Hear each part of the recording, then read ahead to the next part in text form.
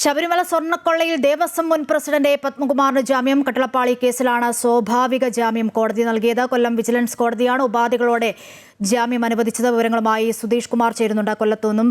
സുധീഷ്, സ്വാഭാവിക ജാമ്യമാണ് ലഭിച്ചത്. 90 ദിവസം പൂർത്തിയാക്കിയിരിക്കുന്നു എന്നുള്ളതാണ്. പക്ഷേ കട്ടളപ്പാളി കേസിൽ സ്വാഭാവിക ജാമ്യം ലഭിക്കുമ്പോൾ മറ്റൊരു കേസിൽ അദ്ദേഹം നിലനിൽക്കുന്നതിനാൽ അല്ലെങ്കിൽ അദ്ദേഹത്തിന് പുറത്തിറങ്ങാൻ കഴിയുന്നതല്ല. ജാമ്യം ലഭിച്ചിട്ട് കൂടി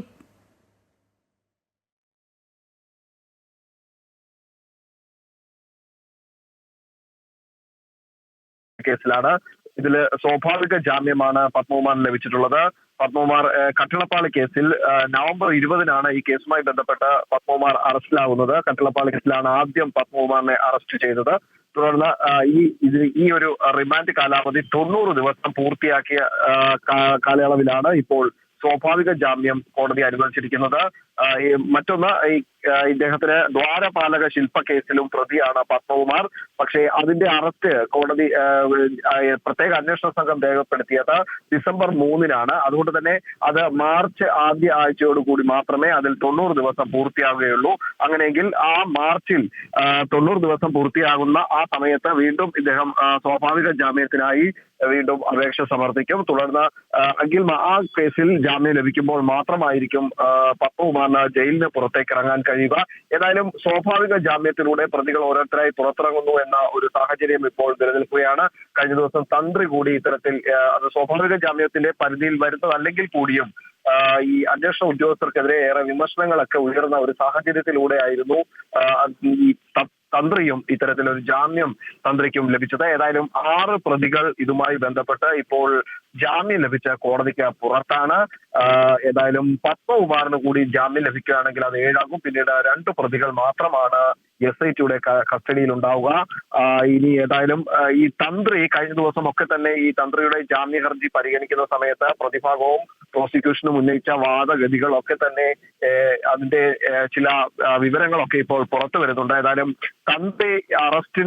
തന്റെ അറസ്റ്റിന് പിന്നിൽ സർക്കാരിന് തന്നോടുള്ള ഒരു വൈരാഗ്യം എന്ന തന്ത്രിയുടെ അഭിഭാഷകൻ കോടതിയിൽ വാദിക്കുകയുണ്ടായി. ഈ ഒരു വാദഗതിയാണ് ഇപ്പോൾ പുറത്തു വരുന്നത്. യുവതീ പ്രവേശനത്തെ, അതായത് സർക്കാരിന്റെ ശബരിമലയിലേക്കുള്ള യുവതീ പ്രവേശത്തെ എതിർത്തത് മുതൽ തനിക്കെതിരെ സർക്കാരിന് ശത്രുത ഉണ്ടായിരുന്നു. ഈ ശത്രുതയാണ് ഇപ്പോൾ തന്നിലേക്ക് ഈ അറസ്റ്റിന് വഴിയൊരുക്കിയത് എന്ന തരത്തിലുള്ള ഒരു വാദം ഈ തന്ത്രിയുടെ അഭിഭാഷകൻ ഈ ജാമ്യ ഹർജി പരിഗണിക്കുന്ന സമയത്ത് കോടതിയിൽ ഉന്നയിക്കുകയും ചെയ്തു.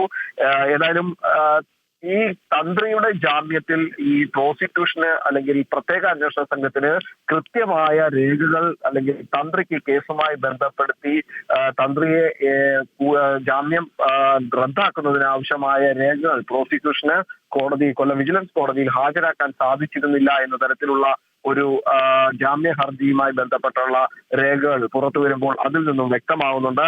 ഏതായാലും ഇപ്പോൾ പത്മകുമാറിന് കൂടി ഈ ഒരു കേസിൽ, അതായത് സ്വാഭാവിക ജാമ്യം എന്ന ഒരു പരിഗണനയിൽ പത്മകുമാറിനും ഇപ്പോൾ ജാമ്യം ലഭിച്ചിരിക്കുന്നു. അത് കട്ടളപ്പാളി കേസിലാണ് പത്മകുമാറിന് സ്വാഭാവിക ജാമ്യം ലഭിച്ചിരിക്കുന്നത്. 90 ദിവസം കഴിഞ്ഞ സാഹചര്യത്തിലാണത്.